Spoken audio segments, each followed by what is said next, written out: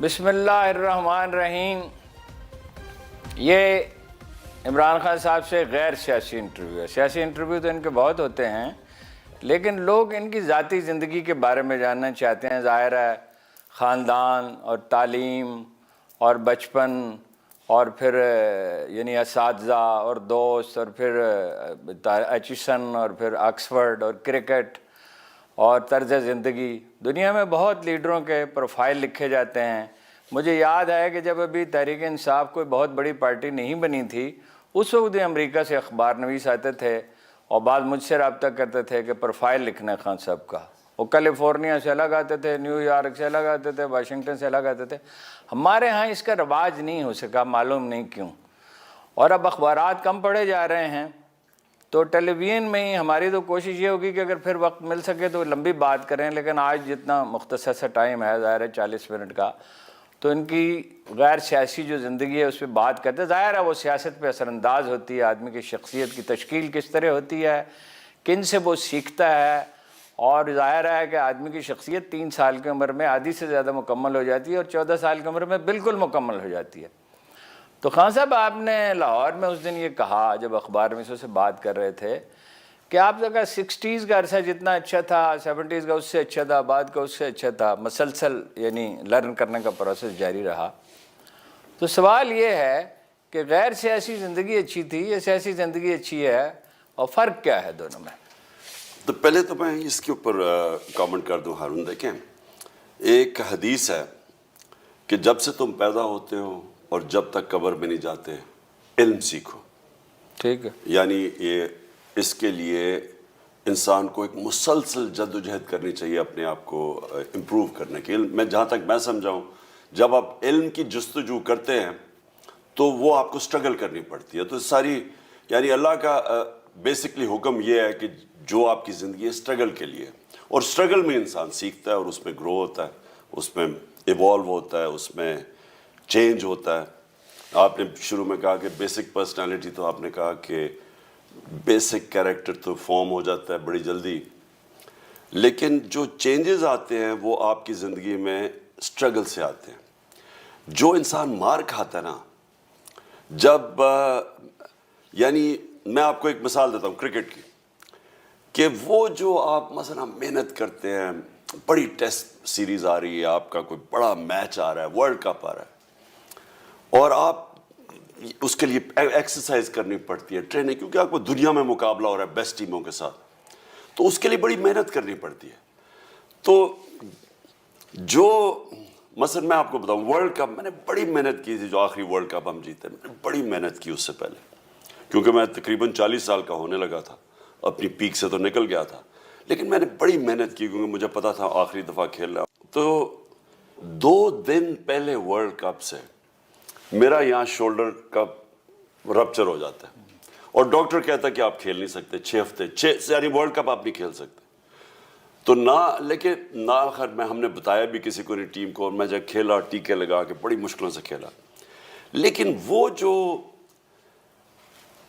ڈس appointment, وہ جو مایوسی ہے نا، وہ ایک یعنی وہ کوئی جان ہی نہیں سکتا جس نے زندگی میں کوئی بڑے اپنے آپ کو ایمز نہ رکھے، اور پھر جتنا آپ اوپر سوچتے ہیں پھر اتنا نیچے گرتے ہیں.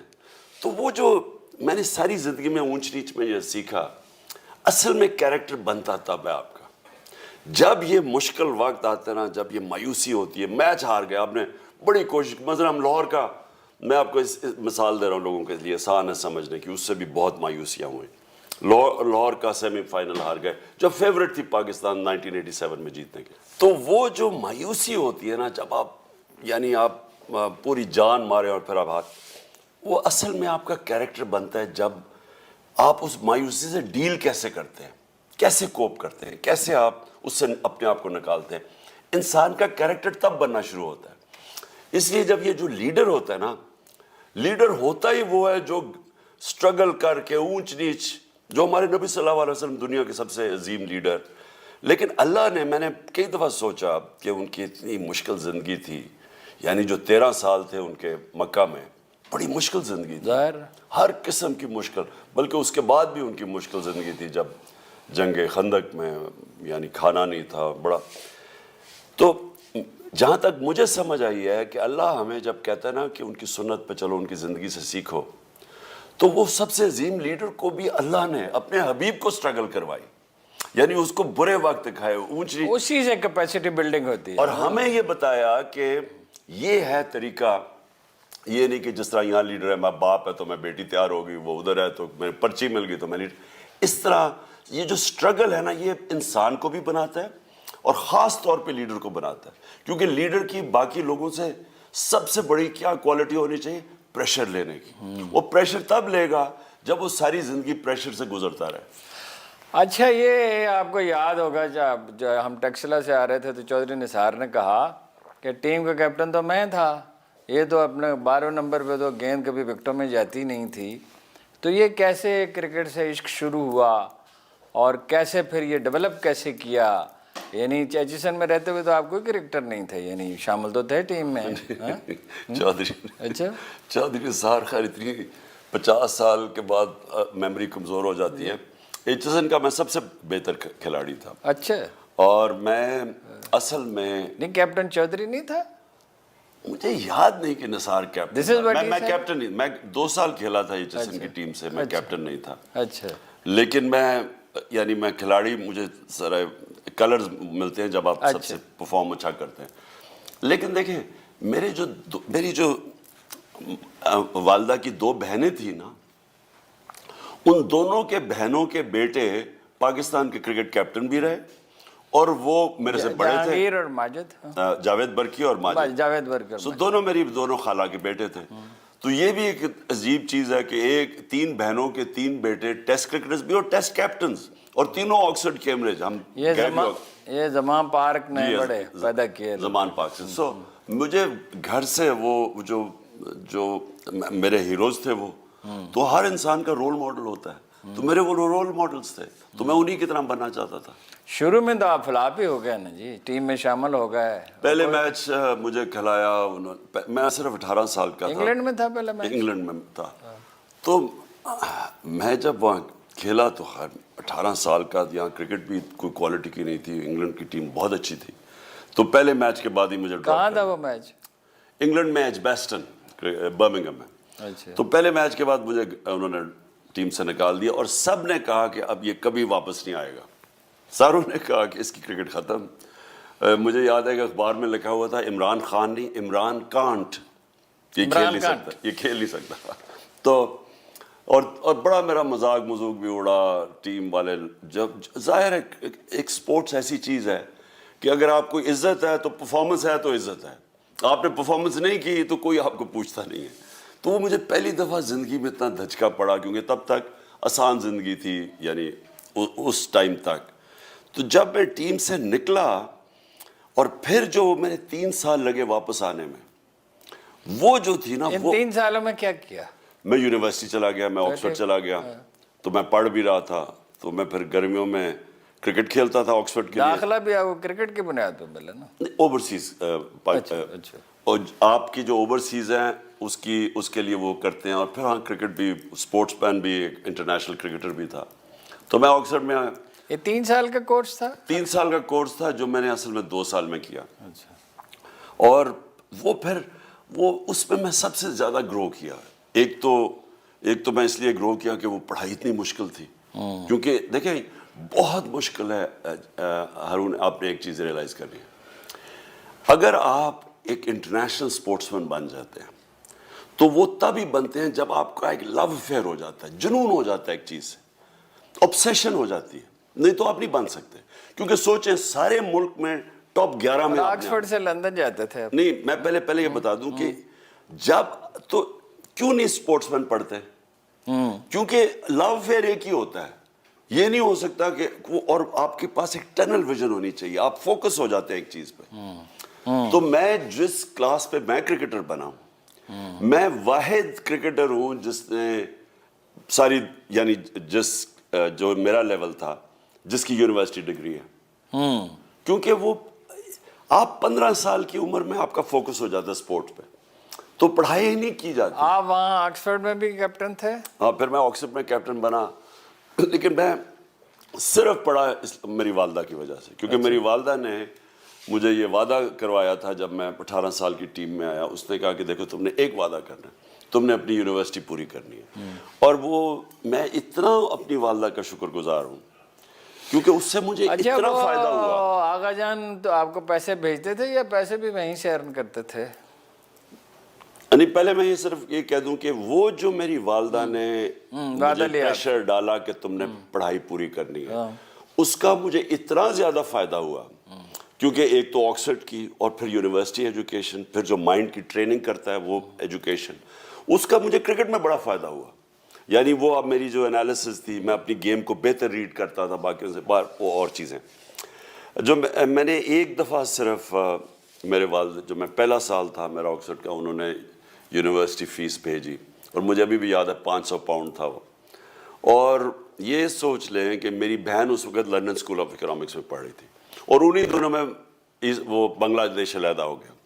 انہی دنوں کے اندر ہمارا روپیہ ڈی ویلیو ہو گیا, یعنی پاؤنڈ 11 روپے آدھا رہ گیا تھا, 11 روپے سے 28 روپے پہ چلا گیا. تو میری بہن ادھر پڑھ رہی تھی, میں آکسفورڈ میں تھا. تو پھر اس کے بعد میں وہ پروفیشنل کرکٹ کھیلتا, یعنی میں کاؤنٹی کرکٹ کھیلنا شروع ہو گیا, یونیورسٹی میں تھا.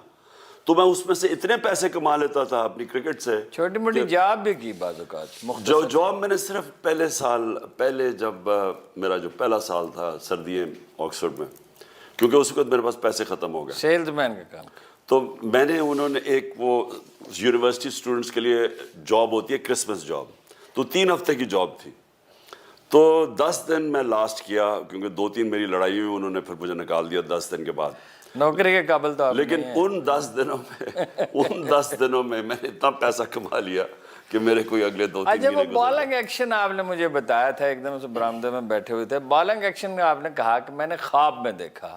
کیسے ڈیولپ کیا بالنگ ایکشن؟ اچھا, میں پہلے پرابلم کیا تھا بالنگ ایکشن؟ نہیں, میں آپ کو پہلے سے, میں واحد ہوں کرکٹ میں جو کرکٹ جانتے ہیں لوگوں کہ جس نے اپنا پورا بالنگ ایکشن چینج کر دیا. یہ بڑا مشکل, شاید ہی کوئی بولر ہے جو یہ کر کیا. خیر میرے جس لیول پہ میں پہنچا تھا اس لیول پہ تو نہیں کیا, کیونکہ آپ کا ایک نیچرل بالنگ ایکشن ہوتا ہے. میرا جو بالنگ ایکشن تھا وہ جو میں بننا چاہتا تھا نا, وہ بالنگ ایکشن رکاوٹ بن گیا بیچ میں. تو سارے جو بھی ایکسپرٹس تھے, یعنی جو کرکٹ کے کوچز, وہ سب مجھے کہتے تھے کہ اگر تم نے چینج کرنے, جو بھی بالنگ ایکشن چینج کرتا ہے, جو اس کی نیچرل چیز ہے وہ بھی چلی جاتی ہے, وہ نہ تیتا رہتا نہ بٹے رہتا ہے. تو سب نے مجھے کہا نہ چینج کرو. لیکن میں بننا چاہتا تھا فاسٹ بولر, کیونکہ میں نے انگلینڈ میں ڈینس لیلی کو دیکھا جب میں 18 سال کا تھا. اس کو میں نے بولنگ کرتے دیکھا, پہلی دفعہ ہم نے تیز بولر دیکھا, یہاں تو کوئی تیز بولر نہیں تھے. تو جب میں نے اس کو بولنگ کرتے دیکھا نا, تو میں نے کہا میں یہ بننا چاہتا ہوں. اب وہ جو میرا بولنگ ایکشن تھا وہ اس کے ذریعے میں بن نہیں سکتا تھا. میں ذرا ٹیکٹیکل چیز آسان لوگوں کے لیے بتا رہا ہوں کہ وہ ایک رکاوٹ تھی. تو میں نے 4 سال لگائے, یعنی 4 سال مجھے لگے مکمل طور پہ چینج کیا بالنگ ایکشن میں, تیز بولر بننے کے لیے, اور بنا. یعنی یہ کبھی ہوا نہیں ہے کرکٹ میں کہ آپ میڈیم سے, گریگ چیپل مجھے کہتا تھا, یہ کبھی ہوا نہیں ہے کہ میں نے اپنا ایکشن چینج کیا. اور اگر کوئی میرا دیکھے جب میں نے شروع کیسے کیا تو میں نے چینج کر کے تیز بولر بنا. پھر ہوا کیا کہ میں جب اپنی پیک پہ تھا نا, جب میں سارے ریکارڈز توڑنے کے وقت تھا, میری ٹانگ ٹوٹ گئی اور یہاں کسی کو وہ ہیئر لائن فریکچر ہوا. تو یہاں کسی کو پتہ ہی نہیں تھا کہ وہ ہوتا کیا. تو میں کھیلتا رہا اس سے, وہ اور برا ہو گیا, وہ خراب ہوتی رہی. تو جب میں سارے, آپ سمجھے نا, پین نہیں ہوتا تھا, پین ہوتا, ہاں درد ہوتی تھی, لیکن میں تھوڑی دیر کے بعد پھر کھیل لیتا تھا, وہ ہیل ہی نہیں ہو رہا تھا. اچھا, جب میں واپس آیا 3 سال جو میری پیک پہ تھے وہ ضائع ہو گئے میرے, کیونکہ تیز بولر کی پیک 6 سال ہوتی ہے, تو اس میں 3 سال تو یہ چلے گئے. تو جب میں واپس آیا 3 سال کے بعد, تو میرا ایکشن خراب ہو گیا. اب ان دنوں میں ایسے, اب تو موبائل فون سے بھی آپ اپنا ایکشن کر کے تو سلو موشن میں دیکھ سکتے ہیں. ان دنوں میں بڑے ابھی نئی آیا تھا یہ, تو مجھے سمجھنا ہے کہ غلطی کیا ہے, اور میں کوئی 3 مہینے لگا رہا کہ کیسے میں اس کو ٹھیک کروں, کیونکہ وہ میری کوئی چیز مسنگ تھی لیکن مجھے سمجھ نہیں آ رہی تھی. کیونکہ اگر تو آج کل ویڈیو ہوتا, کیمرہ ہوتا, میں وہ دیکھتا, میں ایڈجسٹ کرتا, تب نہیں تھا. تو آپ یہ یقین کریں کہ مائنڈ کی کتنی پاور ہوتی ہے, میں لوگوں کو بتاتا ہوں, کیونکہ میں کوشش کرتا رہا نہیں ہوتا تھا, میں پھر کوشش کرتا تھا. تو میں رات خواب مجھے آتی ہے اور اتنا مائنڈ obsessed تھا کہ میں نے کیسے اس کو ٹھیک کروں, کہ میں خواب میں دیکھتا ہوں اپنے آپ کو دیکھ رہا ہوں بولنگ کرتے ہوئے, اور اس میں دیکھتا ہوں کہ میں غلطی کیا کر رہا ہوں. اگلے دن جا کے میں نے ٹھیک کر لیا. تو یعنی مائنڈ میں سے اچھا, یہ سخت ورزش کی عادت اسی زمانے میں پڑی؟ دیکھیں میں تھا آل راؤنڈر, میں بیٹنگ بھی کرتا تھا, بولنگ بھی کرتا تھا. تو عموماً اسپورٹس مین زیادہ تر تو آل راؤنڈر ایک ہی چیز کرتے ہیں, تو ایک چیز میں پھر آپ کو پریکٹس کرنی پڑتی ہے اس کے لیے. اب مجھے 2 میں کرنی پڑتی تھی, بولنگ کی علیحدہ, بیٹنگ کی علیحدہ. اور بولنگ فاسٹ بولر تھا, اس کے لیے فٹنس چاہیے تھی, کیونکہ فاسٹ بولر کی سب سے زیادہ اس کو, یعنی جس طرح ایتھلیٹ نہیں ہوتا اس کو فٹ ہونا پڑتا ہے. تو بولنگ کی بھی, بیٹنگ کی بھی, اور فٹنس ٹریننگ بھی کرتا تھا. تو میرے سے پہلے فاسٹ بولر تھا ہی کوئی نہیں پاکستان میں, بعد میں آئے وسیم, وقار اور شعیب اختر, لیکن اس سے پہلے کوئی, تو مجھے کوئی بتانے والا بھی نہیں تھا کہ میں ان سے پوچھتا کیا کیسے کروں. تو خیر میں نے پھر خود سیکھا, ٹریننگ خود سیکھی, فٹنس ٹریننگ خود کی, باقیوں سے زیادہ دگنی محنت کرتا تھا باقیوں کے مقابلے میں. یہ یہاں تو آپ کھانے پینے کا آپ کو جو ہمیں پتہ ہے, صاحب تو سب کو ہی پتہ ہے, تو وہاں کھانے پینے کا کیا بندوبست تھا؟ وہاں تو آکسفورڈ وغیرہ میں تو بہت سمپل سا کھانا ہی مل سکتا ہے, مجھے تو علاوہ اس سینڈوچ کے جو بے نظیر آپ کے لیے کبھی کبھی بنایا کرتی تھی اور دوسرے اسٹوڈنٹس کے لیے. نہیں, بے نظیر کا یہ ہوتا تھا کہ اچھا مجھے اتنا یاد ہے کہ انگلینڈ کی سردیوں میں سارا وقت بھوک لگی ہوتی تھی.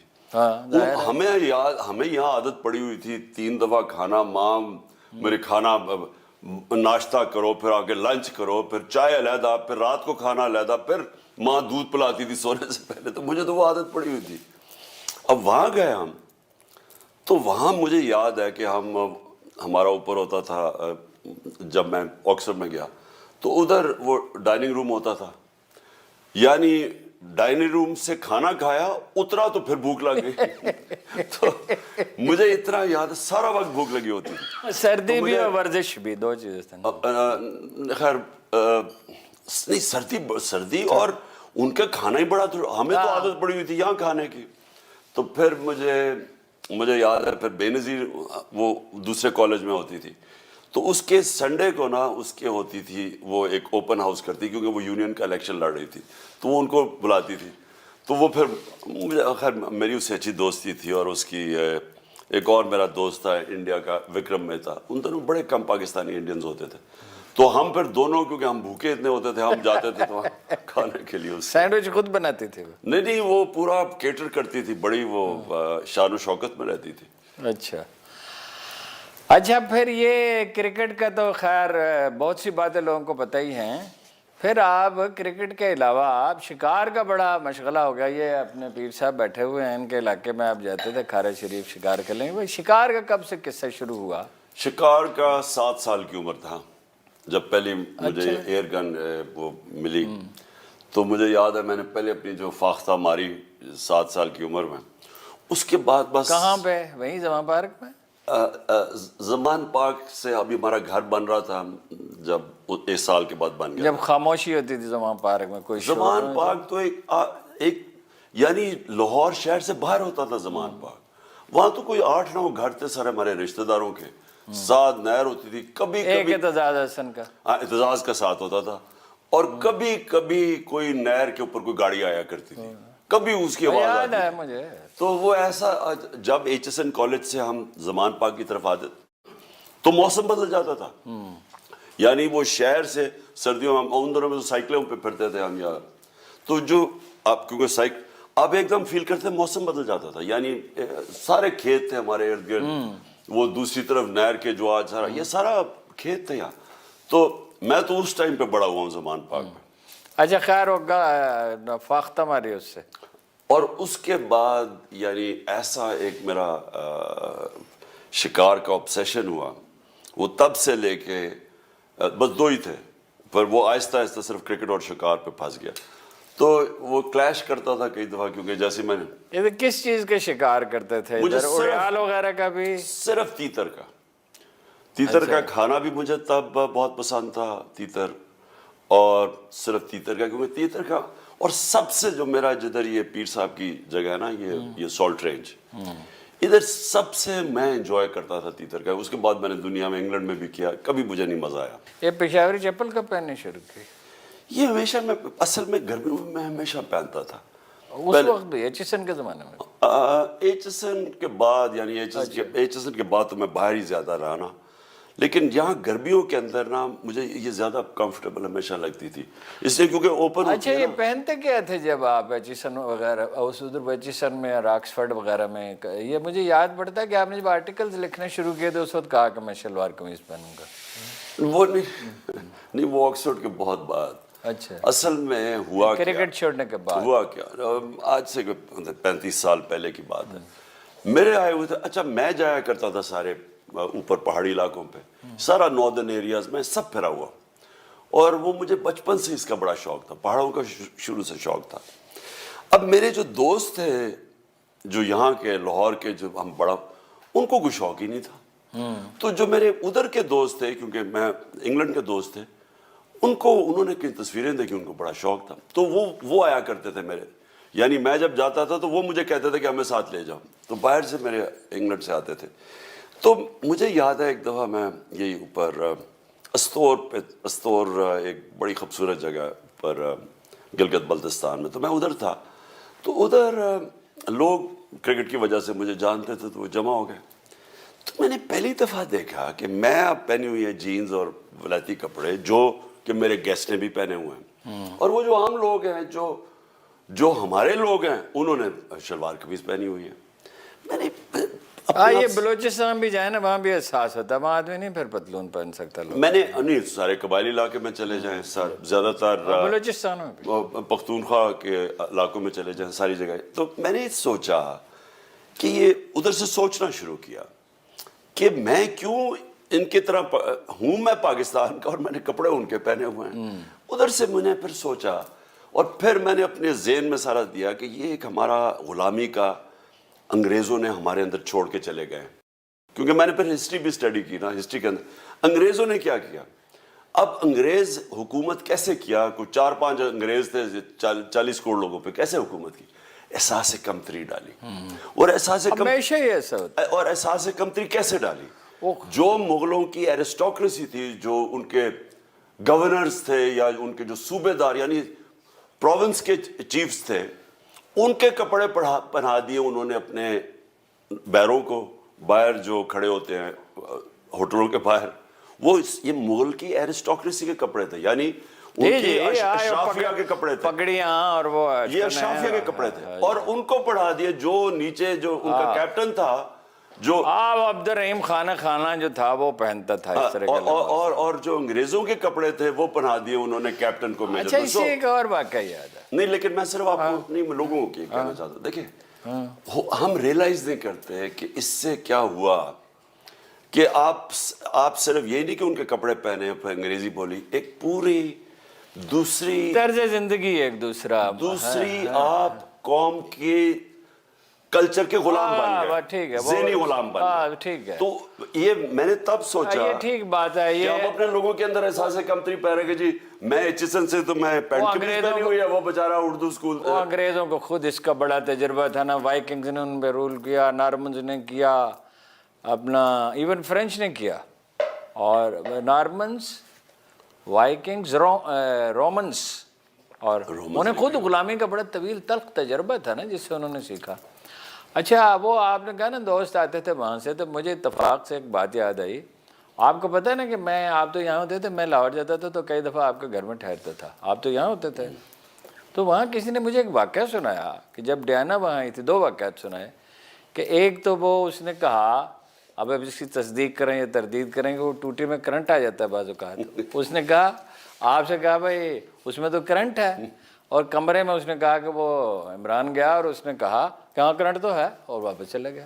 اور دوسرے مجھے بتایا انہوں نے کہ بھائی کہا کہ بھائی وہ منگوا لیں، بجلی کا کوئی بندوبست کریں، جنریٹر منگوائیں. تو کیا یہ صحیح ہے؟ آپ نے کہا بس نہیں، موم بتیاں منگوا لیں.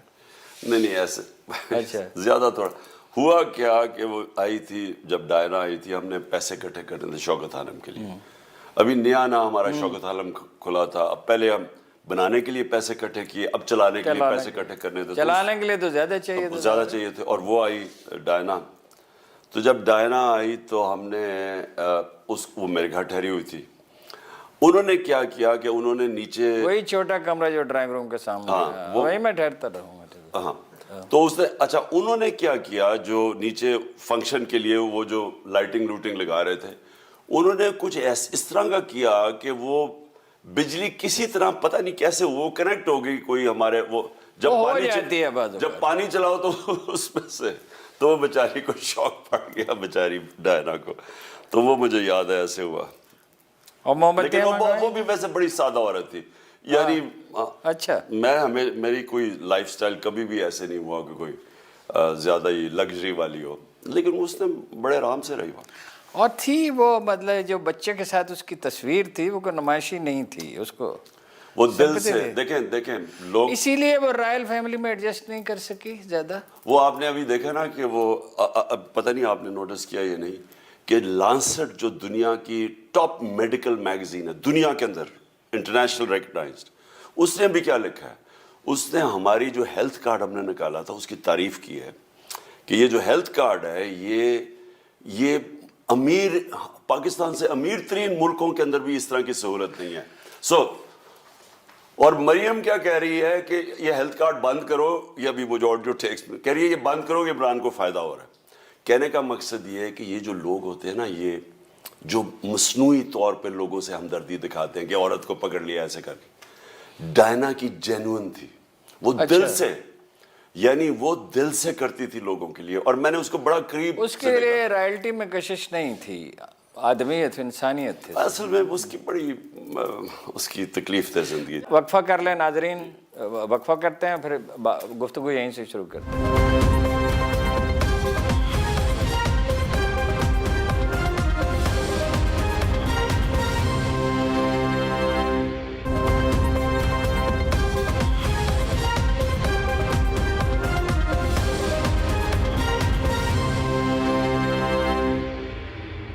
یہ آپ سمجھتے ہیں, اگرچہ ہم سیاست پہ نہیں بات کرنا چاہتے تھے, چلو یہ تو خیر سیاست ہے بھی, شجرکاری, ڈیمز, کرونا سے فائٹ اور ہیلتھ کارڈ. اور ایک اور چیز, کیونکہ جو اکانومی ملی تھی ہمیں وہ بینکرپٹ تھی. پاکستان میں اتنے برے, اتنا بڑا خسارہ بیرونی, اصل تو بیرونی خسارہ ملک کو تباہ کرتا ہے نا, کیونکہ آپ کا روپیہ گرنا شروع ہو جاتا ہے. جتنا آپ کا بیرونی خسارہ بڑھتا ہے, ریزروز کم ہوتے ہیں, روپیہ گرنا شروع, روپیہ گرتا ہے تو ایک دم مہنگائی آ جاتی ہے, غربت بڑھ جاتی ہے. تو سب سے بڑا یہ بیرونی خسارہ چھوڑ کے گئے تھے, جبکہ تب تیل آدھی قیمت پہ تھا, ہمیں ملا تو تیل دگنا ہو گیا. اور اس کے باوجود جو اپریل کے اندر آپ ان کی دیکھ لیں, جو اکنامک سروے آف پاکستان ہے جو اس حکومت نے پبلش کیا ہے, صرف یہ دیکھ لیں کہ پاکستان کی اس وقت اپریل یعنی 6 مہینے پہلے اکنامک انڈیکیٹرز کیا تھے. Record exports, record tax collection, 4 فصلوں کی ریکارڈ بمپر کراپس, کتنے سالوں کے بعد انڈسٹری 11.5% پہ وہ بڑھ رہی ہے, آئی ٹی 75% بڑھ رہی ہے. یعنی وہ ادھر سے اٹھا کے کرونا کے باوجود ملک اوپر جا رہا تھا. جب یہ آئے ہیں, انہوں نے سازش کر کے جب گرایا, تو وہ بہت بڑی اچیومنٹ تھی میرے خیال میں. یہ تو خیر لانگ ٹرم ہے نا ہمارے فیوچر کے لیے, لیکن جو اکانومی کو نکالا تھا ادھر سے, وہ بڑی فائٹ کی تھی. ہارون آپ یہ سوچیں, میں نے زندگی میں ابھی کسی اور سے بھی اپنے 1-2 منسٹر سے بات کرتا تھا جو محنت کرتے تھے, میں نے کبھی اتنا مشکل وقت نہیں گزارا. میری ذاتی زندگی ختم ہو گئی, میں کوئی شام کو جاتا ہی کہیں نہیں تھا. You told me کہ بھئی چھٹی کبھی کی نہیں, شاید 5 دن کرونا کے میں مس کیے آفس, کے علاوہ 1 دن میں ایوبیا جب گئے, وہ تو کرونا ہو گیا نا. لیکن میں صرف یہ کہتا ہوں کہ وہ اتنا مشکل چیلنج تھا وہ جو اکانومی کو, کیونکہ ہر وقت فکر ہوتی تھی کہ کچھ, تو وہاں سے جو ہم نکلے ہیں میرے خیال میں وہ بڑی اچیومنٹ تھی. کس نے بیسٹ ایڈوائس دیا آپ کو اکانومی میں؟ مختلف لوگوں نے دی. اسد عمر تو شروع میں مطلب یہ پورا کنسیو نہیں کر سکتے, کلیئر نہیں تھے. دیکھیں نا, نہیں ٹھیک ہے, وہ ان کو پسند کیا جاتا ہے ان کو, میں آپ کو وہ کلیئر تو نہیں تھے. میں آپ کو کچھ اور دیکھیں, پہلی دفعہ گورنمنٹ میں آئے, اور گورنمنٹ میں آئے جبکہ سب سے بڑا کرائسس تھا, کیونکہ اکانومی تو بیٹھ گئی, پھر کرونا آ گیا. اچھا ادھر سے ابھی ہل ہی رہے تھے, کرونا اوپر سے آ گیا, دنیا بند ہو گئی. تو اس اور پھر کرونا میں اتنا بڑا فیصلہ تھا کہ ہم نے لاک ڈاؤن نہیں کیا. ہندوستان میں اس نے نریندر مودی نے ملک میں بند کر دیا اور تباہی ہوئی. ساری دنیا کو دیکھ رہے تھے وہاں, بڑا پریشر تھا لاک ڈاؤن, ساروں نے کہا لاک ڈاؤن. اچھا, اور لاک ڈاؤن بھی پھر جس طرح ہم نکلے ہیں تو دنیا اکنالج کرتی ہے. مجھے یاد ہے سوائے جنرل احسن صاحب ایک ریٹائرڈ جنرل ہیں, ان کے ایک آدمی نہیں تھا جو یہ کہے, سب کہتے تھے لاک ڈاؤن کرنا, جنرل احسن کہتے تھے نہیں کرنا چاہیے, سب کہتے تھے لاک ڈاؤن بھی کرنا ہے, اور سب کہتے تھے کہ آپ کی گورنمنٹ چلی جائے گی کیونکہ یہ لوگ مرنے اچھا شروع یہ تو آپ سیاست میں بات کرنی تو نہیں تھی, یہ تو آپ کے تھے, اس میں کوئی شبہ نہیں, صحیح کہا آپ نے یہ چاروں باتیں. لیکن جو آپ نے غلطیاں کیں, عثمان بزدار مسلط کیا, آپ نے کیبنٹ میں ایسے آدمی لیے, آئی ایم ایف کے معاملے میں آپ کنفیوز رہے, تو اس پہ کبھی غور کیا آپ نے؟ اب ٹیم تیاری نہیں تھی, اب میں آپ سے کہتا ہوں کہ بھئی آپ تیاری کریں. اس دن بھی میں نے آپ سے کہا کہ بھئی تیاری, آپ کو اتنے بڑے چیلنج ہیں, اب تو اس سے بڑا کرائسس ہے. دیکھیں ہارون, یہ پرائیویٹائزیشن کا مسئلہ ہے, پولیس ہے, عدلیہ ہے, ایف بی آر ہے, زراعت کو جدید کرنا ہے, انڈسٹری لگانی ہے, آئی ٹی ہے, اپنا یہ الیکٹرانکس میں, یہ اس کے لیے کوئی تیاری ہے کوئی؟ دیکھیں ہارون, میں آپ کو بتاؤں, دیکھیں کتنی چیزیں انسان ٹھیک کر سکتا تھا, اس میں تو کوئی شک نہیں. میں اپنی پچھلی زندگی میں دیکھتا ہوں تو جیسے جیسے مجھے زندگی کا تجربہ زیادہ ہوتا جاتا ہے, میں جو سمجھتا تھا کہ پچھلی اپنی زندگی میں میں نے اس وقت ٹھیک چیزیں, میں ریئلائز کرتا ہوں میں غلط کر رہا تھا. اب کیونکہ دیکھیں نالج یا ایکسپیرینس جتنا آپ کا بڑھتا جاتا ہے, اس طرح کہ آپ پہاڑ کے اوپر چڑھتے جا رہے ہیں, جتنا آپ اوپر جاتے ہیں اتنا اور نظر آنا شروع ہو جاتا ہے. جس طرح اوپر جاتے ہیں تو جتنا یہ جو 3.5 سال میں یعنی میری جتنی سٹرگل کی ہے, میری ساری اگر میں زندگی میں پہلے نہ کیا ہوتا تو میں کر ہی نہ سکتا. لیکن میں نے چیزیں بہت ریئلائز کی کہ اپنے ماضی میں بھی اور اس میں بھی 3.5 سال میں. ایک تو آپ کا یہ بڑا مسئلہ ہے نا, آپ فیس ویلیو پہ لے لیتے آدمی کو, بڑا اچھا آدمی, بڑا اچھا آدمی ہے, اور پھر بعد میں آپ کہتے ہیں کہ یار یہ تو میں چیٹ کیا اس نے مجھے. دیکھیں میں اصل میں وہ خسرو بختیار اب آپ کا کہاں ہے, اور وہ وزیر قانون کا کیا نام تھا جی, وہ وزیر قانون جو ہوتا تھا کراچی والا, اس کو, اور کئی ایسے لوگ وہ ڈس اپیئر ہی ہو گئے. دیکھیں ہارون, یہ ہے خامی, اب گورنمنٹ میں یہ خامی. چودھری سرور کو گورنر بنا دیا آپ نے جی. گورنمنٹ سے پہلے یہ میری زندگی میں خامیاں نہیں تھی کیونکہ میں اس کو خامی نہیں سمجھتا تھا, لیکن جب آپ ملک کے پرائم منسٹر ہوں یہ واقعی خامی تھی. اور خامی کیا ہے؟ میں ہمیشہ لوگوں میں اچھائی ڈھونڈتا ہوں. میں لوگوں کی دو پہلو ہیں نا, ہم سب میں برائیاں اور اچھائی ہیں, تو میں ہمیشہ اچھائی ڈھونڈتا تھا لوگوں میں. تو جب آپ گورنمنٹ میں پرائم منسٹر ہوں, میں نے ریئلائز کیا کہ میری کمزوری نکلی. کیونکہ ہوتا کیا تھا کہ لوگ, آپ ملک کو نقصان پہنچتا تھا جب آپ لوگوں کو ٹرسٹ کرتے تھے, اور وہ جب آپ کا ٹرسٹ بٹرے کرتے تھے تو آپ کو تو نقصان ہوتا تھا, لیکن ملک کا نقصان.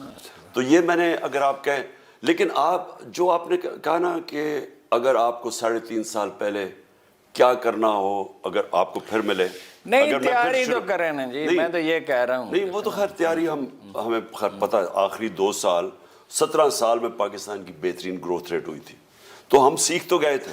لیکن میں آپ کو ایک بتاتا ہوں, اگر مجھے واپس جانا پڑے 3.5 سال پہلے جب شروع کی تھی, تو ایک چیز جو مجھے کرنی تھی اور میں نہیں کر سکا, اور وہ تھی کہ میں قانون کی حکمرانی قائم نہیں کر سکا, رول آف لا نہیں لا سکا, انصاف نہیں کر سکا.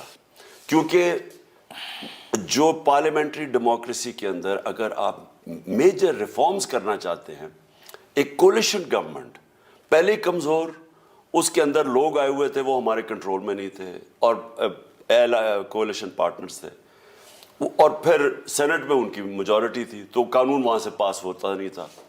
اتنا مشکل تھا کہ جو بڑے بڑے اس ملک کے اندر مافیاز ہیں, جب تک آپ ان کو قانون کے نیچے نہیں لے کے آتے آپ کچھ بھی نہیں کر سکتے. یا آپ کہتے ہیں نا اکانومی, نہیں ٹھیک ہے, اس پہ یہ بات, اس پہ کوئی اختلاف کر سکتا ہی نہیں ہے اگر کوئی انصاف پسند آدمی ہے. نہیں لیکن احتساب کرنا آپ کا کام تو نہیں ہے نا, اداروں کا کام ہے. میں کچھ اور کہہ رہا ہوں, مجھے اگر یہ علم ہوتا نا کہ کتنا رکاوٹیں میرے سامنے ڈالی گئی اور کس طرح لوگوں کو بچایا گیا, بڑے بڑے کرپٹ لوگوں کو کیسے پروٹیکٹ کیا گیا, कैसे इनके केसेस सारे मैच्योर हुए थे, लेकिन नहीं इनको सजा होने दी। छोड़ क्यों नहीं दिया आपने? सुने ना, तो ये आहिस्ता आहिस्ता हुआ, ये पहले दिन नहीं हुआ।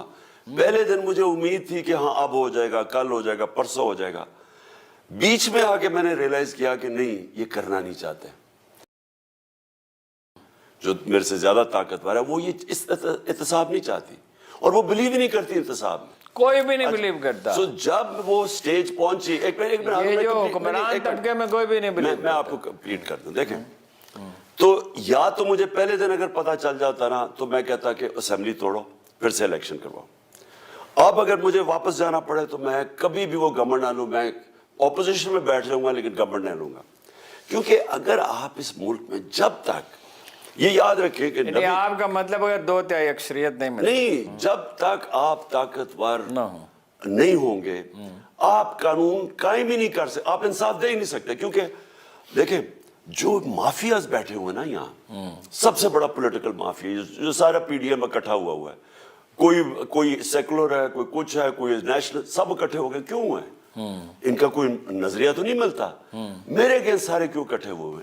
क्योंकि इन सबको खौफ है एहतसाब से। पहले दिन से मैं कह रहा था ये एनआरओ, अब एनआरओ का मतलब ये है कि ये कानून के ऊपर आपने रख दिया, मतलब कि इनके लिए और कानून, गरीब के लिए और कानून।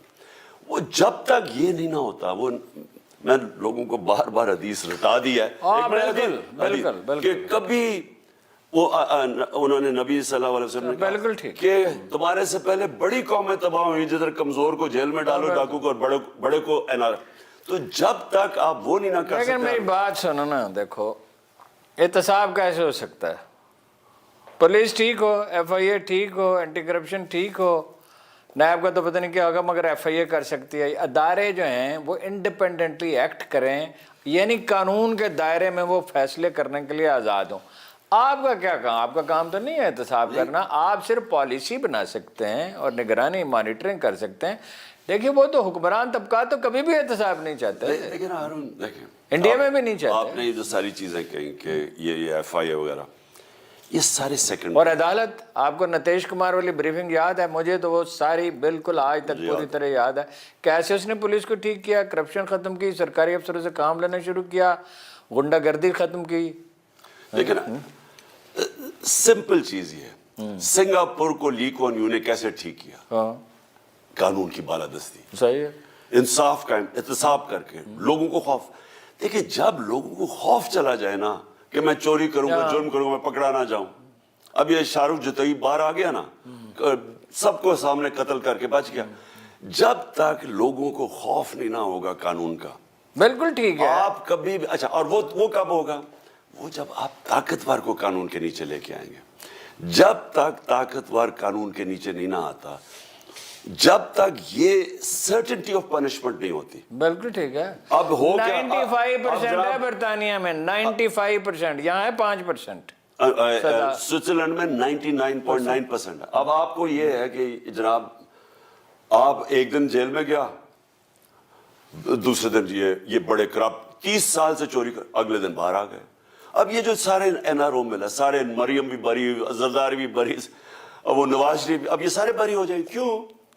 क्योंकि ये ताकतवर है। तो जब तक आप इनको कानून के नीचे नहीं लेके आएंगे, और वो तब लेके आएंगे जब आप ताकत से आए, और वो जब आप ताकत से, आप अगर जिस तरह मुझे पावर मिली थी, कुछ भी नहीं कर सकता था। अब शहबाज शरीफ का ओपन एंड शट केस, 16 अरब रुपए के इसकी नौकरों के नाम पे पैसा जो इसकी फैमिली में डिस्ट्रीब्यूट हो गया, इसमें तो कोई शक ही नहीं था। वो केस ही ना लगे, कभी वो कमर में दर्द हो जाए, कभी वो बेंच टूट जाए, हम कुछ नहीं कर सके। हाँ, पूछते थे कि क्या हो रहा है। अगर आप आते हैं, सियासत पे बात तो नहीं करनी थी, मगर उस तरफ चली गई। आप आ जाएं तो अब क्या करेंगे? नैब कवानीन बदल दिए हैं, कैसे अदालतों को ठीक करेंगे, कवानीन ठीक करें, कैसे श्योर करेंगे? हारून, एक दफा आपके पास अक्सरियत आ जाए ना अच्छी, फिर आप कानून चेंज कर सकते हैं। और आप, अच्छा, और फिर अदालती निजाम और पुलिस को भी, एफआईए को भी तो ठीक। जैसे ही आपके पास ताकत आ जाएगी, ये सब जानते हैं, पुलिस को पता है कि जब एक कानून ऊपर से शुरू होता है काम, जैसे ही उन्हें पता चलेगा ना कि यहाँ इस मुल्क में आप ताकतवर नहीं बच सकता, क्योंकि वो प्रोटेक्ट करता है बाकियों को। हाँ, आपको पता है पंजाब के अंदर हमारी जब गवर्नमेंट थी, अभी भी गवर्नमेंट है, وہ نون لیگ کے ان کے بڑے بڑے مافیاز کے کنیکشن تھے. ہم پکڑتے تھے سرکاری زمینوں پہ اربوں روپے کا قبضہ کیا ہوا ہے. نون لیگ کے نہیں سنیں, اس کے بھی ہیں, کاب لیگ کے بھی ہیں, میں نون لیگ کے ابھی مونا سلائی کے بارے میں بھی ایسی شکایت. میں آپ کو بتا رہا ہوں, طاقتور قبضہ گروپ پکڑتے تھے سرکاری زمینوں پہ قبضہ کیا ہوا ہے, اربوں روپے کی زمین انہیں سنبھالی ہوئی, وہ آگے اگلے دن وہ بے لے کے باہر آ جاتا تھا یا وہ اسٹے آرڈر مل جاتا تھا. یعنی آپ جب اجب پہ کسی کو فکر ہی نہیں, یعنی میں آپ کے پاس نقشہ ہے لاہور کا اور پتہ ہے کہ یہ سرکاری زمین کی ایریگیشن فارسٹ وہ زمین کھا گیا اور بیچ بھی گیا 150 ارب روپے. تو آپ جب ان لوگوں کو نہیں پکڑیں گے, آپ چھوٹے چھوٹے قبضہ گروپ کو کیا پکڑ کے کرنا ہے. تو دیکھو, میں اگر آپ سے میرے سے ایک چیز پوچھتے ہیں نا کہ جو ہم فیل ہو گئے, ہم قانون کی بالادستی قائم کرنے میں فیل ہو گئے, انصاف نہیں دے سکتے. اچھا, 2 سوال اور آپ چونکہ سیاست آئے گئی. ایک تو یہ ہے کہ امریکہ سے بھی کشیدگی, اسٹیبلشمنٹ سے بھی کشیدگی, دوسری سیاسی جماعتوں سے بھی کشیدگی, آپ گورن کیسے کریں گے؟ رانا ثناء اللہ نے تو کہا ہے کہ ہم حکومت کرنے نہیں دیں گے ان کو, ہم بھی جلوس لے کے آئیں گے اور ماریں گے ان کے لوگوں کو. دیکھو ہارون, رانا ثناء ان سے معاملات تو ٹھیک کریں, نارملائز تو کریں. یہ سارے مجرم پیشہ لوگ, جرائم پیشہ لوگ ہیں. اس کے اوپر اس نے کتنے قتل کیے. ملک کا ذرا حال دیکھیں نا آج. کیا ملک کی فیوچر ہو سکتی ہے کہ آپ کا انٹیریئر منسٹر جو ہے اس کا خود ان کے اپنا ہی نون لیگ کا وزیر کہہ رہا ہے اس نے 18 قتل کیے. سارا فیصلہ آباد جانتا ہے کیا تھا کیا بن گیا. اسحاق ڈار, اس نے کنفیشنل سٹیٹمنٹ دیا ہے کہ شریف خاندان کے لیے منی لانڈرنگ کر کے باہر بھیجتا تھا. اس نے باقاعدہ بینک اکاؤنٹس بتائے ہیں جو وہ قاضی فیملی لندن میں بیٹھی ہوئی تھی جدھر پیسے. کنفیشنل سٹیٹمنٹ ہے, منی لانڈر, کنفیس منی لانڈر ہے, وہ فائنانس منسٹر بن گیا. شہباز شریف کو انڈر ٹرائل تھا اس کا اور اس کا بیٹا, ان کو سزا ہونے والی تھی 16 ارب کے FIA کیس میں, وہ آ گیا پرائم منسٹر بن گیا. زرداری بری علیحدہ ہو گیا, مسٹر 10%. تو مجھے یہ بتائیں, اگر آپ کے ملک کے اندر اگر اس طرح کے لوگ ملک کی قیادت کر رہے ہیں, اس ملک کا کوئی فیوچر. بالکل ٹھیک ہے, میری بات سنو, اپنی پارٹی کے لوگوں کا کریں گے نا پہلے, تو تبھی آپ کی مورل اتھارٹی قائم ہوگی نا. اگر آپ کی پارٹی میں کوئی, چلے نام لیے بغیر, کچھ نام بھی لیے جا سکتے ہیں لیکن چھوڑیں, آپ کی پارٹی کے جو لوگ ہوں گے ان سے بھی پوچھیں گے تو تبھی کہاں ہوگا نا. ان کا بھی, بلکہ پہلے ان کا احتساب ہونا چاہیے. دیکھیں, اگر اسٹیبلش ہے کسی کا قصور. ہارون میری پلیز بات سنیں, انصاف کا مطلب ہی یہ ہوتا ہے کہ وہ اندھا ہوتا ہے. وہ نہ میری پارٹی دیکھتے, نہ کسی کی, نہ میرا رشتہ دار, نہ کسی کا. نبی صلی اللہ علیہ وسلم نے کہا نا میری بیٹی بھی جرم کرے گی تو سزا ملے گی. دیکھیں انہوں نے, میں لوگوں کو مجھے ان کو سمجھ نہیں آتی کہ مدینہ کی ریاست کیوں اللہ کہتا ہے نبی صلی اللہ علیہ وسلم کی سنت پہ چلو, کیونکہ وہ ان کی سنت تھی. انہوں نے سب سے پہلے انصاف قائم کیا, سب سے پہلے عدل اور انصاف, پھر خوشحالی آئی.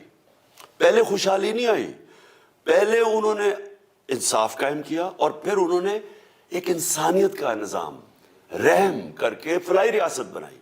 پیسے نہیں تھے, خوشحالی بعد میں آئی. ایسے تو بہت بعد میں ہے, حضرت عمر کے دور میں. سو ہمارے لیے کیا لیسن ہے؟ اللہ ہمیں جب کہتا ہے کہ ان کی زندگی سے سیکھو, تو ہم کیا اگر ملک میں آپ کی انصاف ہی نہیں ہے, آپ جو مرضی کر لیں, یہ بیکاریوں کی طرح پھرتے رہیں گے بھیک مانگتے ہوئے, کبھی کسی سے کبھی. اور نہیں, مگر آپ کا دیکھیں نا, آدھی قانون میں بلیک ہے اور جو باقی آدھی ہے اس میں بھی آپ کے FBR والے جو ہیں 22,000 میں سے شبر زادی کہتا ہے کہ 2,000 سے زیادہ 2 آدمی نہیں ہیں, 90% جو ہیں وہ تو کرپٹ ہیں یا نکمے ہیں. تو یہ FBR کا تو آپ نے کبھی ہاتھ ہی نہیں لگایا اس پر. کوئی پلان اب ہے؟ ہماری ریکارڈ کلیکشن ہوئی تھی جب ہم آئے 3 سال میں ڈبل ہو گئے. اس سے بھی زیادہ ہے تو بہت ہی زیادہ. اس سے جتنی آپ نے کی اس سے دگنی ہو سکتی ہے, گریجولی, آف کورس گریجولی ہوگی. لیکن پلیز میری ایک بات سننا, میں آپ کے 9% تھی نا, 11.4% پہ گئی ہے میکسیمم. میں آپ کو دیکھنے والوں کو ایک چیز بتانا چاہتا ہوں. دیکھیں, جب تک ایک قوم کے اندر خوف نہیں نہ ہوگا کہ میں جرم کروں گا اور میں پکڑا جاؤں گا, تب تک آپ جرم نہیں روک سکتے, کیونکہ کس کس کو پکڑے. اور لوگوں کو یہ اعتبار بھی ہونا چاہیے جو ٹیکس لیا جا رہا ہے وہ ٹھیک خرچ ہو رہا ہے. وہ ساری چیزیں بعد میں آتی ہیں. جب آپ ٹیکس کا پیسہ چوری کرتے ہیں, وہ تبھی آپ کو خوف ہوگا نا کہ میں پکڑا جاؤں گا. آپ مجھے بتائیں امریکہ کے اندر یا کوئی وہ ایماندار لوگ ہیں ہمارے سے, کیا انگلینڈ سوئٹزرلینڈ میں ہمارے سے ایماندار لوگ ہیں؟ صرف ٹیکسی ڈرائیور $18 بلین ٹیکس دیتے ہیں, صرف ٹیکسی ڈرائیور. ہارون ان کو پتا ہے, آپ کسی امریکن سے پوچھیں کہ وہ کیوں ٹیکس دیتے ہیں, اسے کہے وہاں کوئی بیل نہیں ہے, اسے پتا ہے کہ میں پکڑا گیا ٹیکس فراڈ میں جیل ہے, اس لیے لوگ ٹیکس دیتے ہیں. اب یہاں طاقتور جو ہے, آپ کو پتا ہے ہم نے جو بڑی, یعنی مجھے افسوس یہ ہے کہ جب ہماری گورنمنٹ گئی تو ہم وہ ادھر پہنچ گئے تھے ٹیکنالوجی کا استعمال کر کے کہ ہم بڑا زبردست ٹیکس مینجمنٹ لوگ آنے لگے تھے, کیونکہ ہم نے ٹیکنالوجی استعمال کیا. اچھا, ہم نے ٹریک اینڈ ٹریس سسٹم کیا, اچھا, اور ریونیو تو ایسے بڑھا ہے. وہ ہم نے کتنے, ہم نے 34 ملین لوگوں کی لسٹ بنائی. 34 ملین. اس وقت پتا آپ کو کتنا ٹیکس دیتے ہیں؟ 20 لاکھ لوگ. ٹھیک ہے, 34 ملین یعنی 3 کروڑ لوگوں کی لسٹیں بنائی. وہ لوگ جو کہ کھاتے پیتے تھے, 4 کنال کا مکان ہے, بڑی بڑی گاڑیاں ہیں, بچے باہر جاتے ہیں, اعلیٰ اسکولوں میں پڑھتے ہیں, بیگ مات زیورات سے لدی پدی ہے, ٹیکس 1 روپے. 22 کروڑ میں سے 3.5 کروڑ لوگ ہیں اس کے 20 لاکھ ٹیکس دیتے ہیں. 3.5 کروڑ لوگ جن کے اچھا بھلا اور ٹیکس نہیں دیتے. اب وہ ان کی ہم نے آرٹیفیشل انٹیلیجنس پوری ٹیکنالوجی کا استعمال کر کے, اللہ کرے کہ وہ ہو جائے. اچھا, 2 آخری سوال ہے. ایک تو خیر ویسے بیچ میں آ گیا. 2005 میں آپ کو بڑی تاکید کے ساتھ ایک آدمی کے میں گھر لے کے گیا, ان سے ملایا, one of the finest gentleman civil servant, جو انٹیلیجنس کو سمجھتے ہیں, پولیس کے تو خیر وہ دنیا میں بہترین آدمی سمجھے جاتے ہیں, ٹیکس کلیکشن کو سمجھتے ہیں. ڈاکٹر سڈل صاحب سے آپ نے کوئی کام نہ لیا. اس طرح کے اور لوگ بھی تھے جن سے آپ کام لے سکتے تھے. اصل میں دیکھیں, میں ایک شخص کی وجہ سے نہیں کہہ رہا, یعنی یہ بہترین ٹیم تو انہی لوگوں سے کاروبار حکومت چلتا ہے نا. دیکھیں, جب ہم حکومت میں آئے نا پہلی دفعہ, تو پہلا سال تو فائر فائٹنگ میں چلا گیا. میں آپ کو اب بتا رہا ہوں کہ اگر میں نے صرف 5 چھٹیاں لی, وہ کرونا کی مجھے ہو گیا تھا, اور 5 دن گھر سے باہر کھانا کھایا سارے 3.5 سال میں, اس کا مطلب کہ سارا وقت 5 دن صرف گھر سے, شام 5 دن گھر سے باہر کھانا کھایا. ایک زمانہ میں تو کھاتے ہی گھر سے باہر تھے, بہت کم ہوتا تھا. لیکن جو میں آپ کو کہہ رہا ہوں وہ یہ کہ وہ اتنا زیادہ آپ کے پاس, آپ جب آتے ہیں نا گورنمنٹ میں, وہ اور ایک گورنمنٹ بینکرپٹ ہوئی ہو, اتنے زیادہ آپ کو مسئلے فیس کرنے پڑتے ہیں کہ آپ یعنی دن میں صرف 24 گھنٹے. لیکن یہ آپ ٹھیک کہہ رہے ہیں کہ ہم نے ابھی آپ نے شہزاد اکبر کو لگا دیا. ڈاکٹر سٹل نے کہا نہ کریں, میرا ان سے تو رابطہ رہتے تھا کہ یہ اس کی کیپیسٹی نہیں ہے.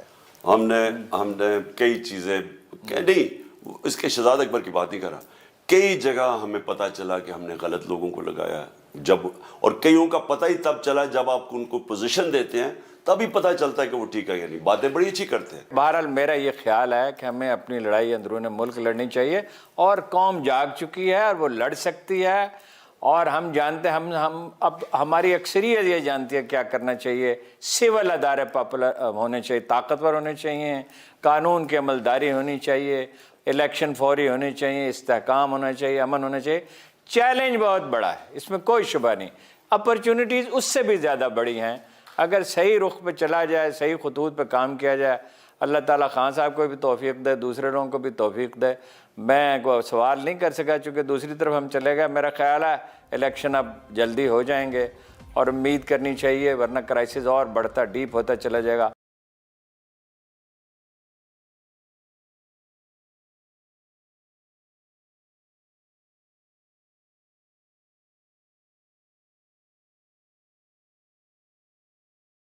پھر انشاءاللہ ملاقات ہوگی, جب خان صاحب وقت دیں گے تو پھر بات کریں گے.